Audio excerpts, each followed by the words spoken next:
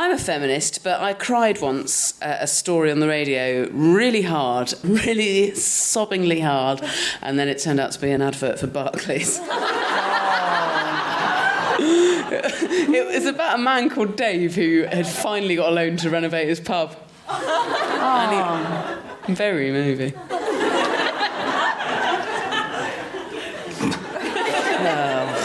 Wonder how he's doing. I'm a feminist, but once, when my friend told me he fancied librarians because they were all buttoned up, I got into his bed when he was out and had his brother take a series of photos of me dressed up as a librarian, buttoned up to increasingly unbuttoned up, and then sent them to him in the post in the days when you had to have them developed to snappy snaps. Fit. It was a long time ago. I'm a feminist, but when I broke down twice in an hour on the M25 and I was waiting to be rescued, I was positively elated when the AA telephone operator told me that because I was a woman alone, I was their highest priority and that they'd be there in 10 minutes. My karmic retribution was they didn't arrive for 3 hours. I'm a feminist, but for the first time in my life, a little bit of me wants to be enough of a celebrity to be asked by the style section of a Sunday supplement what my can't live without beauty products are. Because for the first time in my life, I have some. I am a feminist, but as a toddler, I was caught having dug up my granddad's much loved and carefully tended vegetable patch. And when asked why, I apparently said I was looking for somewhere to grow a willy.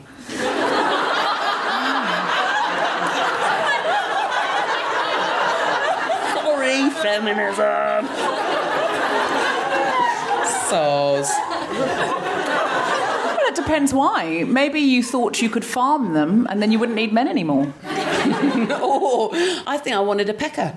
Did you? Yeah, I don't think I necessarily wanted to be a boy. I mean, I'd wear like trunks, and once on the beach, a chap came over. I don't know why he was talking to us, but apparently when he asked what my name is, I said Tom. Oh, wow. Well, see, now that would be... Like, now we're trying to raise our children to be not gender binary. Different. So children all the time are doing these things. I read something brilliant on the internet the other day that a little boy had been wearing, like, a Frozen dress, like a princess dress. Yeah. And this woman at a party said to him, "You shouldn't be wearing that. Do you want people to think you're a princess?" He said, "I'm not a princess. I'm a king wearing a dress."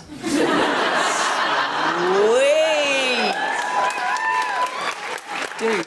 Yeah. So I mean, I'm a feminist, but now I really want to tell you my must-have beauty products. I really want to hear them. Which are Nux Dry Oil with Golden Shimmer. Nuts. Nux, N-U-X-E. Nuts, like the Lads Mag. No! Lads Mag Dry Oil. Ooh. Imagine what that's used for. Where do you put that then? Where do you put Nux Dry Oil? All over your body. I've run out at the moment and I feel my skin's dry very dry. oil's an oxymoron. No, I know, but it works. It's basically it's oil, but it immediately dries, so you've not got that oily feeling on your skin. I'm going to buy you some as a present, and you are going to be transformed. But do you want the golden shimmer because it makes you look a little bronze and fabulous?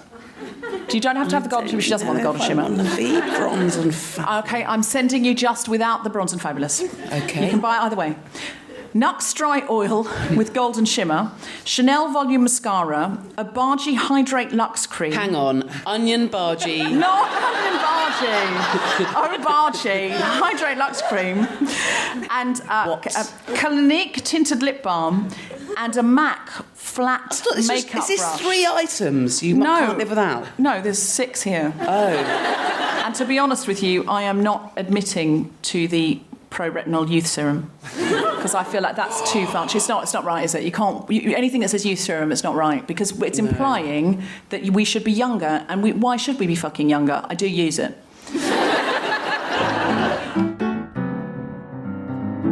Live from King's Place in London, the Spontaneous Shop presents The Guilty Feminist with Deborah Frances-White and guest co-host Jessica Fostekew. And tonight's special guest is Sadia Azmat, talking about what not to wear.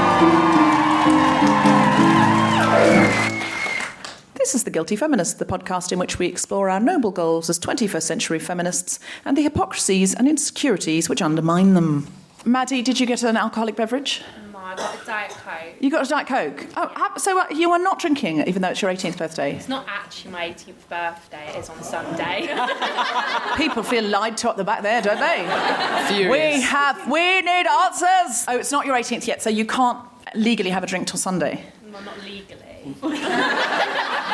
I will buy you one and secretly smuggle it to you.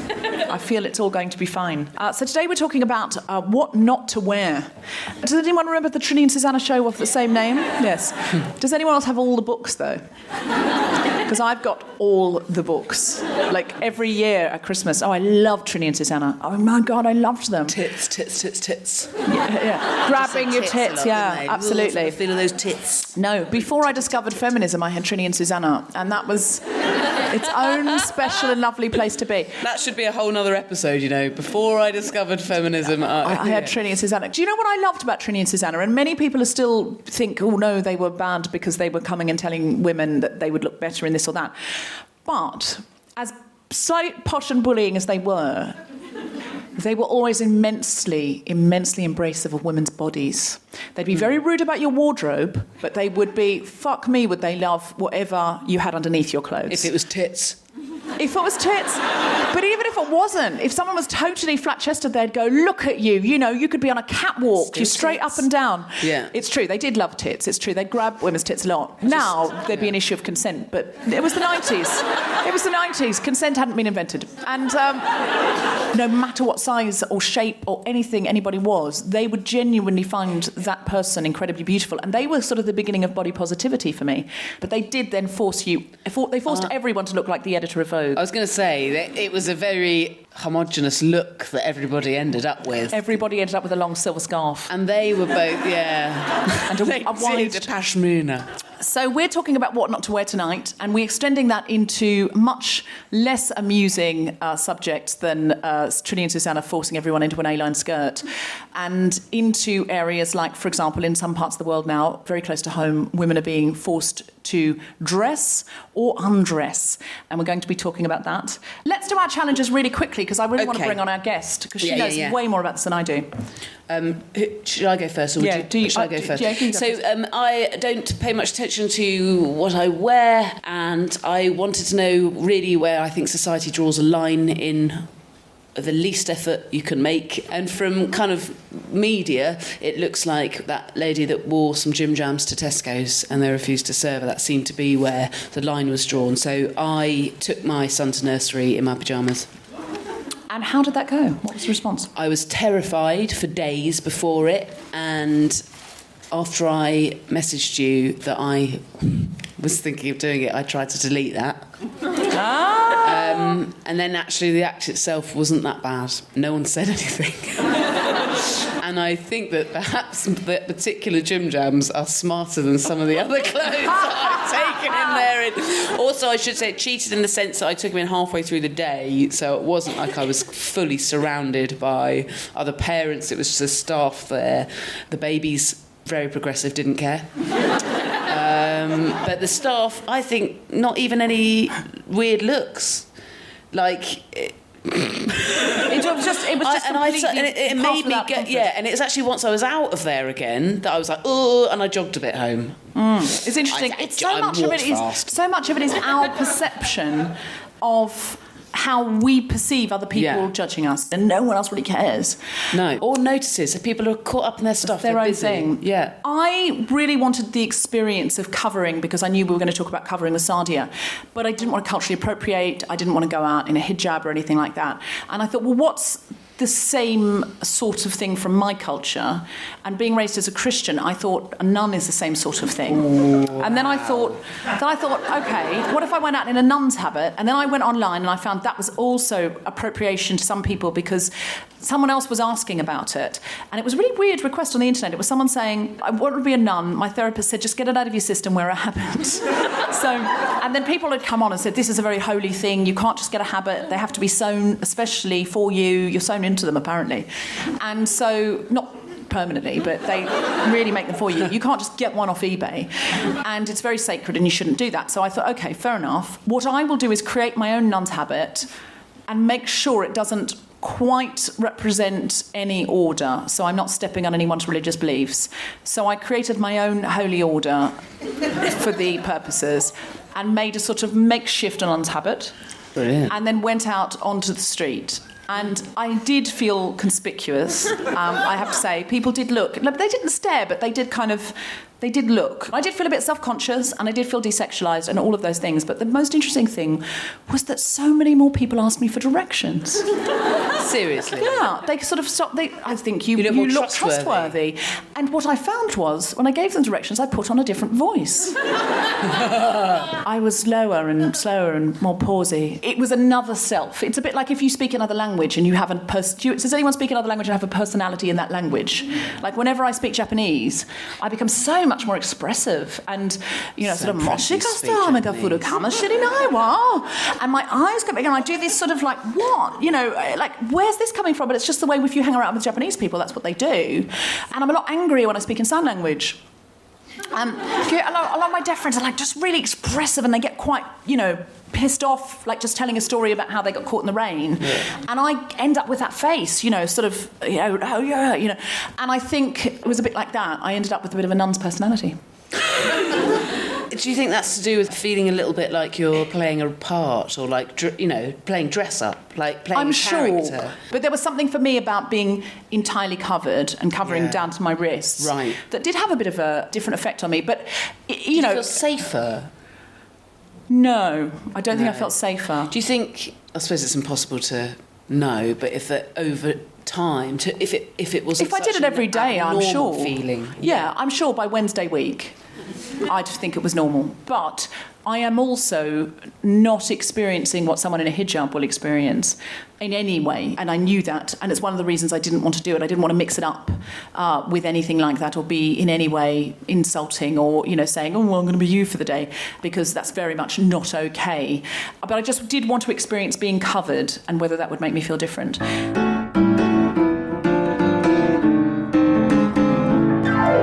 Jess Fostekew.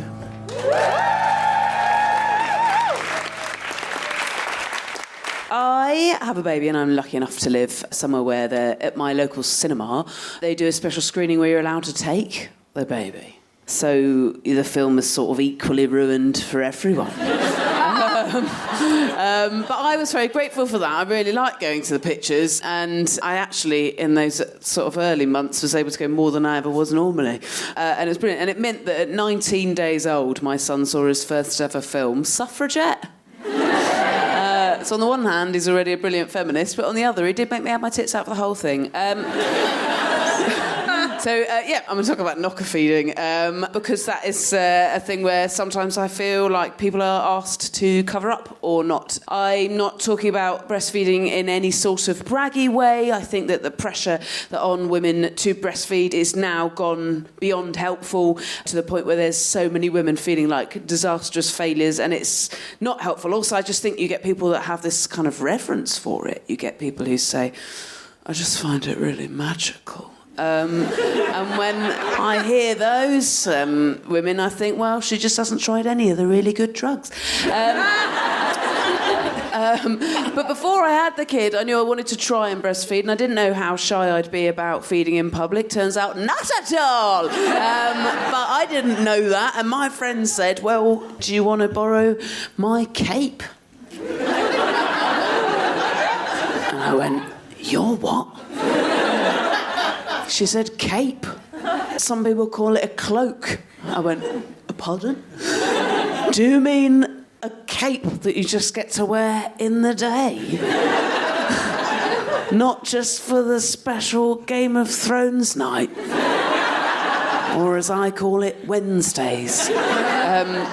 And she said, yeah. So I thought, fabulous. I went, yes, please. I shouted, fabulous, a cape, yes. But then I had the baby, forgot I had it, and was regularly going to my local calfs, and no one batted an eyelid. It turned out, luckily for me, that where I live, most people were sensible enough to prefer there to be a shard of tit out in the corner than a screaming child.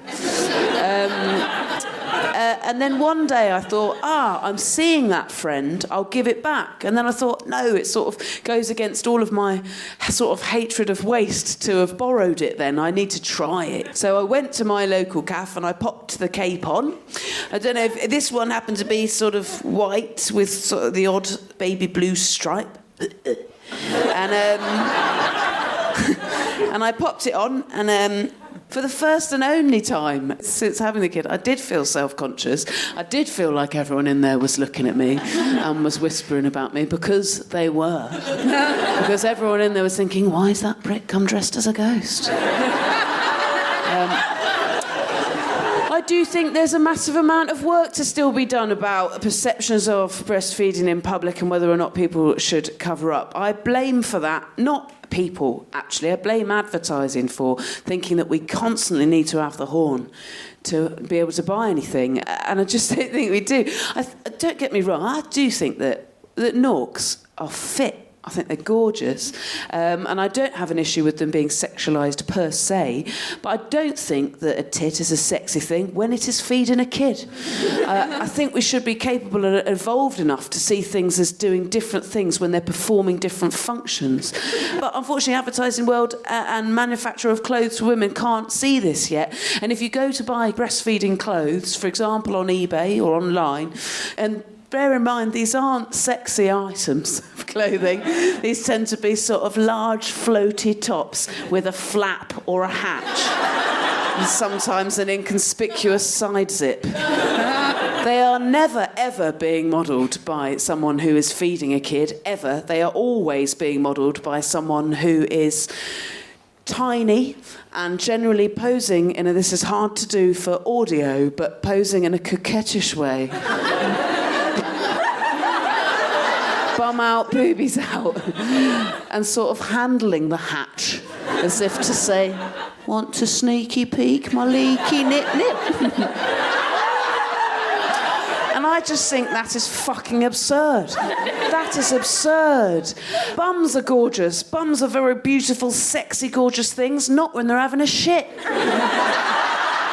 No one's into that, are they? Apart from, I assume, John McCrurick. Libelous, perhaps. But you don't see adverts, do you, all over the internet for toilet paper with people going, just dangling, wafting a bit sexily around their bumhole. So there's work to be done. I think there's work to be done.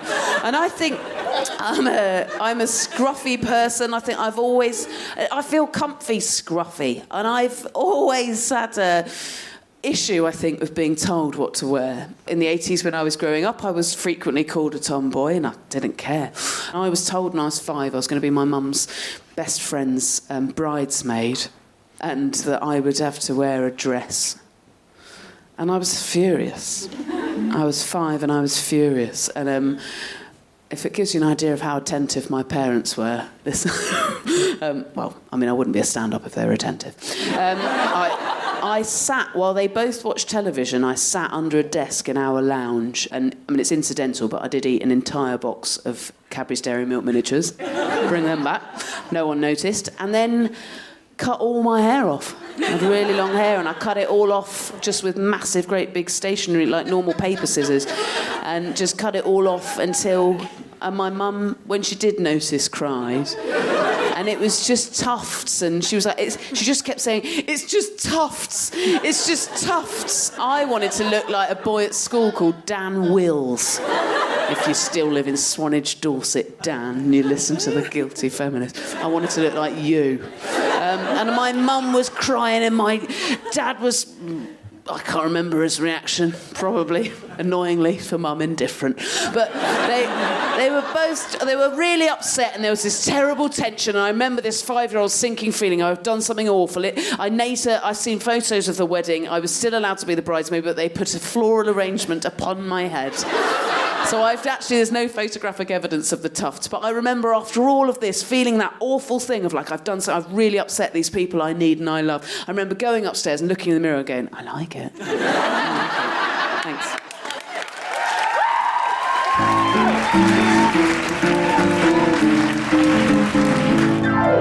Please welcome Deborah Frances-White.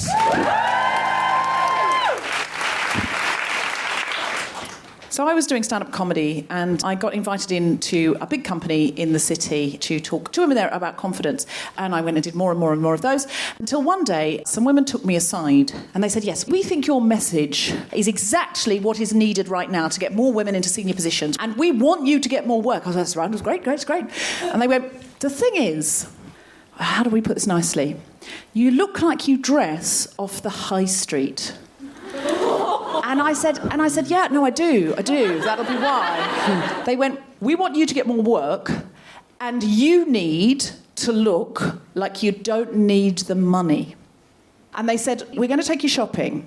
And I said, great, where are we going shopping? Thinking Oxford Street on a Saturday morning. Wrong. They said, 6:30 p.m, next Wednesday night, come to this street in Mayfair. There is a doorbell. Ring on the doorbell, someone will come down and let you in. I was like, oh my God, it's so mysterious. I imagined it was like a cult or something. So I got there, rang on the doorbell, someone came down, I got taken upstairs, and someone put a glass of champagne into my hand. And they said, drink this. Now, the first thing you need to know about studios that sell clothes to professional women is the first thing they do is to get you to drink so much you forget how much money you've got. After I drank this, I couldn't remember at all how much money was in my bank account. I started looking through clothes and I picked out a black dress, the sort of black dress that I would normally wear, and the lady went, no, you don't pick the clothes. They put me into a cubicle with a little curtain around and they said, explain your needs and we will bring the clothes to you. And I said, oh, well, gosh, I need in the corporate world to look corporate enough that they think, yes, you understand our world, but not so corporate that they think I've got nothing to bring. So she was like, okay, I've understood. And then my friend Bridget, who was also there, she was one of the ladies that had taken me. She was like 6'4", ramrod slim blonde. And the lady looked her up and down and she said, you're very slim, but because of your height, you will need a size 12. And Bridget said, yeah. And I said, for me too, any sizings are a height-based issue. So she went off and she came back and she gave Bridget some, beautiful sheath that, it was sort of a bit of silk that it wasn't really in a garment, it was more of a wafty bit of silk that you should just waft over yourself. And if you were as tall and as slim as that, you don't even need armholes, I don't think. It's just sort of, you just stand there and someone drapes you in a waft of silk and then you say, oh yes, thank you very much, here's £1,000 and you leave. But the lady came back and she said, right, I've brought you this. I am not making this up.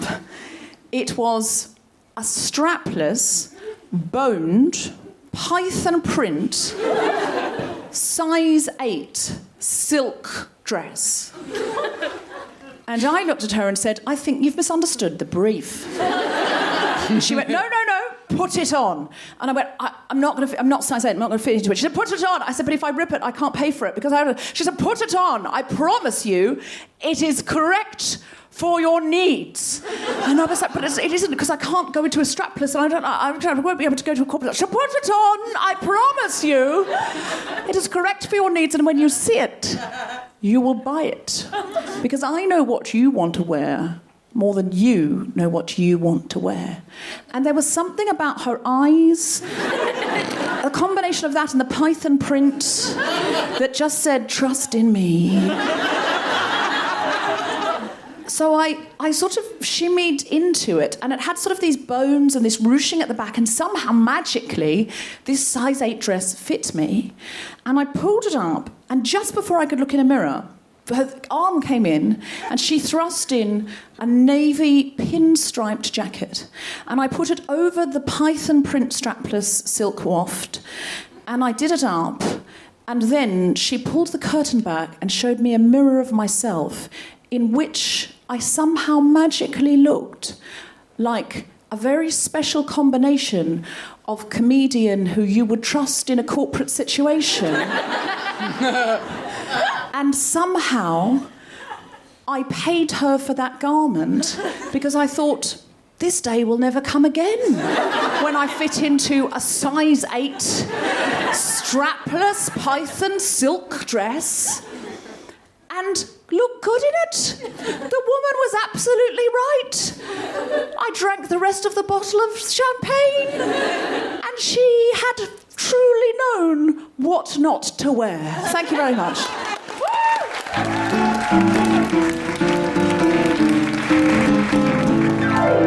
I think it's probably time that we bring on our very special guest, fantastic comedian, a wonderful writer, an incredibly insightful person. Please put your hands together and make exciting hooray noises for Sadia Azmat.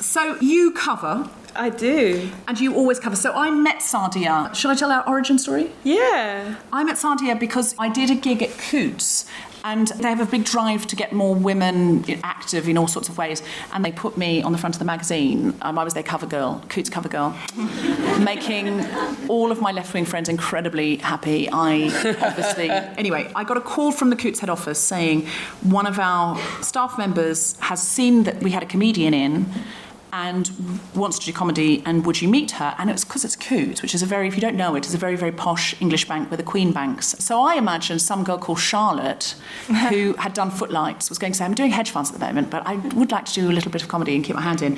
But Sadia turned up, and with all of this comedy that she'd been typing up since she was like 15, and she said, I want to do stand-up, but I don't know how to do it. Do I just walk into a comedy club and do it? And I felt like, for you, that was like me just turning up at the Royal Shakespeare Company and going, I'd like to play Juliet. It was really cool. And Deborah booked my first gig within 2 weeks, so yeah, it's been fun. And then she just nailed that gig, and then since has been a huge rising star in comedy. I've barely done anything since that time. But you've always covered since I've known you. Yes. When did you start covering? I started when I was 19. And what made you start? Did your mother cover? No one in my family covers. I didn't really think about it. It was more a feeling, like I felt that it was something I should do. It was a time where it wasn't actually very commonplace. So I think maybe to a degree it was like a piercing or a tattoo for me. There was a lot of halal food becoming popularised, and Islamic banking was coming in. So it kind of felt just a bit cosmopolitan as well. And it wasn't like what it is now. That's interesting that you say that. What is it now? Well, now it's like if you have an Islamic bank account, people like monitor it to see if you're like funding terrorism, and if you eat at halal foods, you're looked at suspiciously. Obviously, now this little veil on my head, it causes so much, furor, and in the news, it causes so much trouble. If you go on holiday, if you go to France, you shouldn't be wearing it. But if you go to Saudi Arabia, you have to wear it or you could get arrested. But if you wear it in Paris, then you could be fined. So it's like you have to have a dress code for every holiday you go to. So I don't go out much, I don't travel. It's like it takes the fun out of it, right? Yeah. How many countries have some kind of restriction either way at how much skin you can show or must show? Loads of countries. So even Muslim countries are confused, which is quite funny, right? Like Turkey, which is a 95% Muslim majority country, only recently lifted their ban on the veil. And and the rebels in Turkey are still trying to fight to bring it back. And it's all men kind of deciding how women should dress. In some parts of Switzerland, women who cover can be fined £6,500. I can't afford to be free. It's really expensive, right? So I'm just not going to go there, and I'll just buy the Swiss chocolate from Amazon. So when you were younger and you did want to cover, was there anything about it that was because you were a young Muslim woman that you felt that you needed to cover? Was it purely fashion and sort of feeling like that was part of being a cosmopolitan young Muslim British woman, or was there more to it? I think, to be honest, there was a part of me wanting to be a bit like, I just wanted to be not noticed. I just wanted to be like in the background and stuff. So not anymore, but yeah. So it wasn't like hardcore religion, but it was just, I felt like I should do it as a Muslim, because I used to go to Saturday school and we used to cover, and then we took it off, and then I was wondering, I didn't feel comfortable taking it off all the time, and I guess I was afraid to do it, and it was something I wanted to overcome. And at first you wore it, there was no particular reaction to it. Yeah. At what point did things start to change for you? Around 7'7". Really? Yeah. that's when you were like, oh, you're Muslim. Why do you think your mother and your grandmother don't cover? Well, my mum used to say when I started wearing it, she would say, like, why are you wearing that? People are going to think you're going to blow up the bus. So I kind of wanted to prove her wrong and, you know, show her that people don't think that. But, yeah. When And then people started thinking So that. listen to your parents. when your mother came over, was there a... Well, actually, my grandmother came over, did she? Your mother was born here? My grandmother's white, so my dad came over. So my dad came over and they would have encouraged us to be a bit more westernized because I guess they were really grateful for the opportunity to kind of be in the society and for their passports. And because I already have my passport, I didn't care about it as much. But I saw it as a British thing because there was a lot of tolerance towards it. The way I look at it is that if there was a problem, then maybe they should have told me all those years ago when I started wearing it, rather than now deciding and doing a massive U-turn. It doesn't fit with our grand plan anymore, so take it off. Once it's already part of your identity as you see yourself. As a stand-up, I think when you're in that situation on stage, so do you in your stand-up like reference Yes. that you wear, and can you envisage a time, or would you like to envisage a time where it's something that's just there as part of you and what you wear that you don't need to explain? Once we've sorted out what's happening in Syria, What about Brexit? like, I think it kind of reinforces... there's a lot of racists who... I think it's helped because I think it justifies how they feel and it gives them a voice. But they're just not open to dialogue. So it's like there's a lot of people like ripping off women's hijabs. I don't know what they think that's going to achieve. And if they have questions, they're more than welcome to just come and ask rather than just put their hands on people. You said to me before that when you were growing up, it was Blair's Britain and multiculturalism. Yep. Do you feel like that's been taken away now? That period of it is British to be multicultural? Yeah, I don't think that's how anyone feels at the moment following Brexit. I think it's like a beautiful ideal, but we're very far from that. If you had your time over again, would you wear the scarf? Would you wear the scarf? No, because like when I wore it, it was accepted, and I didn't sign up for all the baggage that it comes along with now, and I can just deal without that, like, you know. So what stops you taking it off? Oh, that's a good question. I do sometimes when I sleep with... what stops me taking it off? Because I think it's like... I think you should take it off for the right reasons, and I shouldn't take it off just to please people. And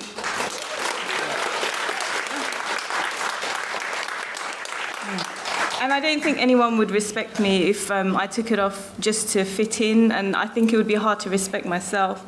So it's just a bit of a shame that, you know, some people, like the extremists, who seek pleasure from the idea of someone just breaking this little covenant that they've made with themselves. And it's just a personal thing. It's just, I feel like I've grown more tolerant in it because I accept other people's things far more than I used to. Do you always feel the pressure from white British people, or do you ever feel pressure from Asian British people to take the scarf off? I think like there's pressure from everybody, to be honest with you, because I think we're always letting somebody down, and sometimes I think the burqa ban is more than that. It's a ban on us. I think we're a bit of a disappointment to Asians, I think, because I think they're trying so hard to assimilate, and then we're such a visual reminder to everybody that we are actually different. I think that the important thing is that we're not generalised, like minorities are always generalised, and like whoever the it guy is, it must all be the same reason. But I think everyone's different. Everyone's reason is personal, and it changes. Sometimes I'm happy in it, sometimes I'm not. I change colours quite a lot, like, you know, it's just... I don't know about you, Jess, but I feel like I do make choices. Like lipstick for me, that's a choice. If I want to feel good and I go out, I put on some lipstick, and it's a nice thing to adorn myself with. But it is my choice in the context of a patriarchal society where women need to be adorned and men don't. So if I were to start a new island, a Western island from scratch, and start the rules all over again, I would want to start a society in which both men and women had equal choice to adorn themselves with lipstick. Or any adornment. Yeah, no, lipstick is an example, not just lipstick. This would be an across-the-board situation. But what I would love to be in is a society in which women are free to adorn themselves, not adorn themselves. Be hairy. Be hairy, which is a very key point for Jess Fostekew on her island. On Jess Fostekew Island, hairy will be a big deal. I can sense that. Everyone. Just imagine the time you'd save that you could be reading. If you had to start an island from your culture and your religion all over again, from scratch, would women cover and men not? What I've learned is what you look like or what you wear doesn't matter. I don't like rules. So I think it would be up to them. But I'm not very good at this fantasy island thing. I'm sorry. It's like, what's your first diss? My fantasy island is me and 5 guys and... If you go somewhere where there's face coverings, or you know people with face coverings, is there a line that's too far for you, is what I'm asking? I wouldn't want to wear it, but I've spoken to ladies in it and they're very happy. So why would I want to take that just because I'm not comfortable with it? They're happy in it, so let them be happy, right? But if they aren't happy in it, if there are places where they aren't happy in it, do you have just as much of a problem with women being told to put clothes on as take it off? Yeah, I don't think that anyone should be made to do, something. And I think there's a lot of educational piece that needs to be done because unfortunately sometimes those women, that's the environment and the culture that they've grown so accustomed to, so they can't see anything different, and so that's where we need to kind of help them and see you don't need to cover your face if you're beautiful. You don't have to if you don't want to. What makes you feel comfortable with your face covered, do you think? You don't have to wear makeup. I'm joking. I just think it's a part of their faith. There's a verse in the Quran which the Prophet, peace be upon him, said that women should be covered except for this, and then some people interpret that to be the face that can be unveiled. Some people interpret it just the eyes. So it's just how you interpret that. On your fantasy island, men or women would be able to cover whichever parts of their body they felt. Men less, men covering less. Men would. Would there be on this hairy fantasy island, which I'm worried, Sadia, that you only don't like because I've just created an image of a small jetty covered in yetis. But a variety of different things where you could cover everything except your cock and balls. This is turning out to be a very exciting island. Apart from Friday nights, Yeah, no, just that Friday nights where you cover your genitals. Just Casual Friday. Just give them a break. Dress down Friday.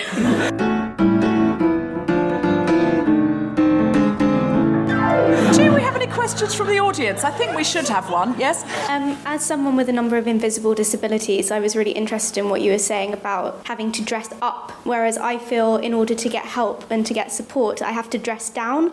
I have to dress like I'm disabled for people to believe me because I don't have disabilities that people can see. So when I'm going for benefit assessments, you see people going in their pyjamas, or I actively... Jess would be happy. I actively was wearing leggings or something without buttons because you have to prove that you can't necessarily do up buttons. And how do you tackle that when you have something that you can't see, and in order for someone to believe you, you have to not have pride in your appearance? Yeah, I mean, I think even with visible disabilities, my sister's got cerebral palsy and she uses a wheelchair, she's completely non-ambulant, and I think there is this kind of just so much fucking work to be done about perception of disability and empowerment. We need to get to a point where there's this complex thing of not being like saying people with disabilities that they have to be really kind of like, it's great to be disabled. It's that, but there's also this thing of like, I'm not this weak and needy person.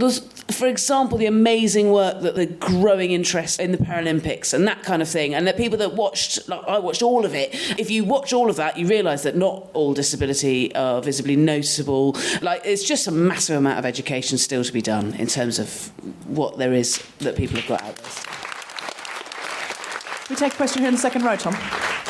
So my family is Muslim as well, and I find that I have to hide a lot of my views from them because they don't accept it culturally. They don't know I'm a comedian. They really don't know. Sorry, continue. They don't know that I'm wearing a dress right now. They're not okay with that. That's cool. Well done. How do you deal with the conflict of being a feminist and then having people in your family who don't necessarily support those views? They're not anti-feminist. It's just, I think we're more liberal than normal kind of families, but I think it is a bit of a conflict when we're trying to like have such a modern life and we have to hold back. And how do you feel about like not telling them stuff? Because I think that's the thing I find the hardest. Like I couldn't tell my parents stuff. Well, it's not my parents. My parents are amazing and are feminists as well. It's my grandparents. Oh. It's my dad's extended family. Okay. So they don't understand and they don't know that we drink and stuff like that. Yeah. I just think that actions will speak louder than words, so I think just keep doing what you're doing, and I think they will come around eventually. The thing is, my parents don't let me because they don't want to be banished from the family. Oh, they're on the banished. My dad is still terrified of his parents. Okay. I don't know, how do you feel like your relationship is with your grandparents? It's not really there. So then it's not that important, right? Can we just take one more question from here? Did you have a question? Maddie, was it you? Hi. So I go to a school with a really strict dress code, and we tried to challenge this by protesting and got the threat of disciplinary action. Now, as like intelligent women, I wondered if you had any suggestions on ways to challenge dress codes and, you know, being told what to wear without seeming inflammatory or purposefully difficult. I would like you to seem inflammatory and difficult. I think, number one, don't worry about being either of those things. I think that sometimes there's an argument, isn't there, in a school environment for having uniforms so that you don't have any indication of wealth and stuff like that, and I think that's potentially a good argument in favour of it. But ultimately I think with any rule like that where you're being told what to wear, if enough people break that rule, it can't be enforced.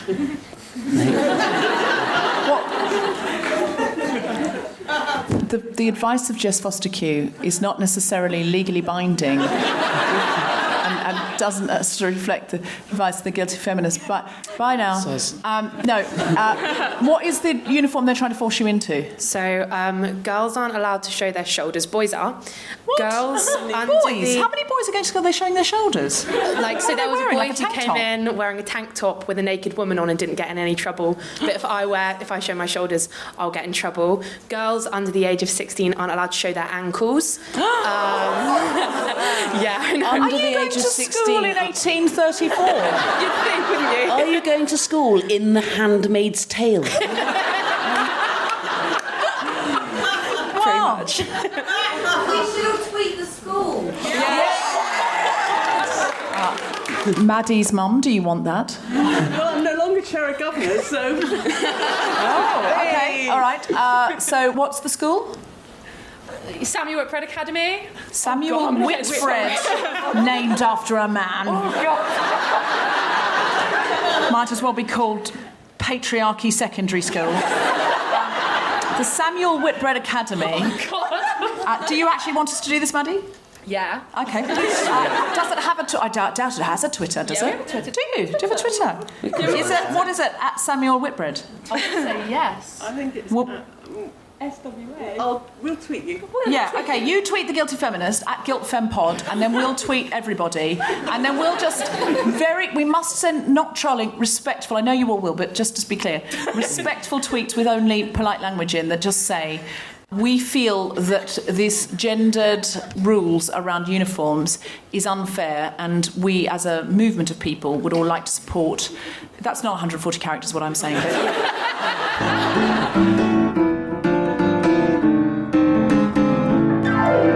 Sadia, do you have anything to plug? Anything you'd like to... Anything you're doing? You can follow me on Twitter and I update on there. It's Sadia_hijab. No, I'm joking. It's Sadia... Sadia_Azmat_. I have a plural at the end of my name, but there's only one of me, so I'll repeat it. It's Sadia_Azmat_. And also you were in the Sunday Times style supplement yesterday. Oh. There was a big feature on you. What was I wearing? Oh, no, we don't have time for that. Okay.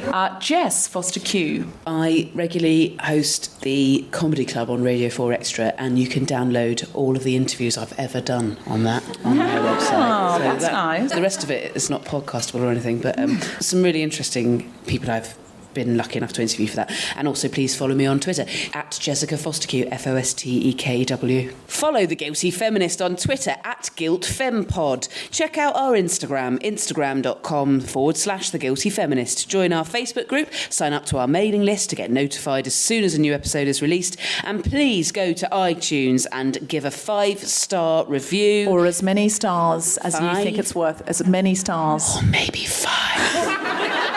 And subscribe. It helps other people find the podcast. Please put your hands together and give a very big thank you to our wonderful guest, Sadia Azmat. And my lovely co-host, Jessica Fostekew. And the amazing Deborah Frances-White. You have been listening to The Guilty Feminist with me, Deborah Frances-White, guest host Jess Fostekew, and our special guest, Sadia Azmat. Recording engineer is Chris Sharp. Music is by Mark Hodge. Producer is Tom Slinsky with Spontaneity Shop. Thanks to Zoe Meta and everyone at King's Place, as well as all of you for listening. For more information about this and other episodes, visit guiltyfeminist.com. Is there anything you didn't get to say that you'd like to say that you want to be in the edit? Anything you didn't get to say, Sadia, about the scuffle? I just suddenly thought I didn't give any free range time for you just to go, this is what I most want to say. I hate ISIS. That's about Good to know. Noted. What a note to close on. Hello, Guilty Feminists. It's Deborah. I wanted to tell you about our Leadership Day. It's going to be on May 22nd in London at King's Place. You can find out more about it at guiltyfeminist.com. If you come along, you will get to work with me in the morning. Then we're going to do some breakout sessions, and we're going to have a very special episode of The Guilty Feminist live with Suzanne Williams, who is a negotiation expert who for many years worked for MI5. I would love to have you all there. It's £195, which hopefully you can get your work to sponsor you to come. But we also do have £10 places, and we're trying to fund more £10 places all the time. So please write in if you need one of those. If you can afford to pay, please do. And if you can afford to chip in a little bit more to help other feminists come, that would be great too, because it's very expensive to hire the venue and all the other trainers that are going to come. Thank you so much. Hope to see so many more of you there. And also, we're planning more workshops around the country, so we hope you can all include yourself sometime later in the year. Thanks very much. See you soon.